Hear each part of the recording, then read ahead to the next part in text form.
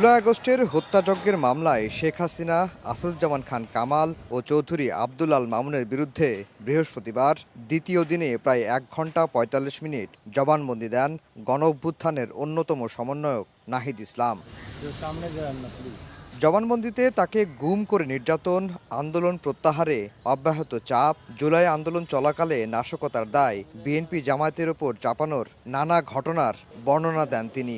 নাহিদ ইসলাম ট্রাইব্যুনালে বলেন, ৫ আগস্ট সরকার পতন হলেও ৪ আগস্টেই অন্তর্বর্তীকালীন জাতীয় সরকার গঠনের জন্য ডক্টর মোহাম্মদ ইউনূসকে প্রস্তাব দেওয়া হয়। আমরা যেহেতু ৩রা আগস্ট এই সরকার পতনের সিদ্ধান্ত নিয়েছি এক দফা, ফলে এই সরকারকে আমরা আর মেনে নিচ্ছি না।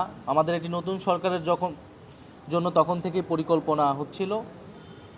সেই প্রেক্ষাপটেই আমরা ডক্টর মোহাম্মদ ইউনূসকে প্রাথমিকভাবে আমরা ভেবে নিয়েছিলাম, যদি এই সরকারকে আমরা উৎখাত করতে পারি তাহলে নতুন সরকারের প্রধান হিসেবে হয়তো আপনাকে দায়িত্ব নিতে হতে পারে। আমরা সেই প্রস্তাব আপনাকে দিয়ে রাখছি। চায়ের সাথে সবাই খোঁজে প্রিয় দোস্ত, শুধুমাত্র প্রাণ টোস্ট। আমার দোস্ত প্রাণ টোস্ট। জুলাই হত্যাযজ্ঞের দায়ে শেখ হাসিনা, আসাদুজ্জামান খান কামাল ও পুলিশের ঊর্ধ্বতন কর্মকর্তা এবং মাঠ পর্যায়ে জড়িতদের কঠোর শাস্তি চেয়েছেন নাহিদ। ১ বছরেও গুম খুনের সঙ্গে জড়িতরা গ্রেফতার না হওয়ায় ক্ষোভ প্রকাশ করেন তিনি।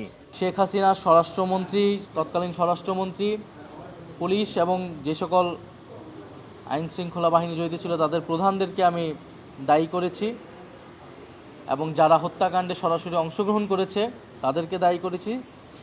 তাদের বিচার এবং কঠোর শাস্তি আমি আদালতের কাছ থেকে প্রত্যাশা করেছি। গুমের ঘটনায় এবং যারা অভ্যুত্থানে রামপুরা, বাড্ডাসহ বিভিন্ন জায়গায় যে সকল সেনা কর্মকর্তা, অফিসাররা গুলি চালিয়েছে তাদেরকে কেন গ্রেফতার করা হচ্ছে না, এই বিষয়ে আমার সন্দেহ রয়েছে।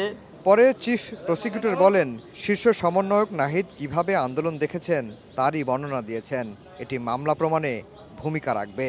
গোয়েন্দা সংস্থা এবং সরকারের চাপে তাদের ইচ্ছামতো স্টেটমেন্ট না দেওয়ার কারণে নাহিদ ইসলামকে অপহরণ করে আয়নাঘরে বন্দি রেখে তার উপর যে নির্মম নির্যাতন চালানো হয় সেটার বর্ণনা তিনি দিয়েছেন। তো একজন প্রত্যক্ষদর্শী, একজন মূল সমন্বয়ক, একজন ভুক্তভোগী ভিকটিম হিসাবে তিনি যা কিছু বলেছেন সেটা এই মামলার প্রেক্ষাপট প্রতিষ্ঠার জন্য অবশ্যই অসম্ভব রকমের গুরুত্বপূর্ণ ভূমিকা পালন করবে।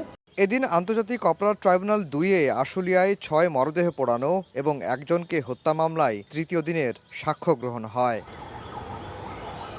আফজাল হোসেন, সময় সংবাদ, ঢাকা।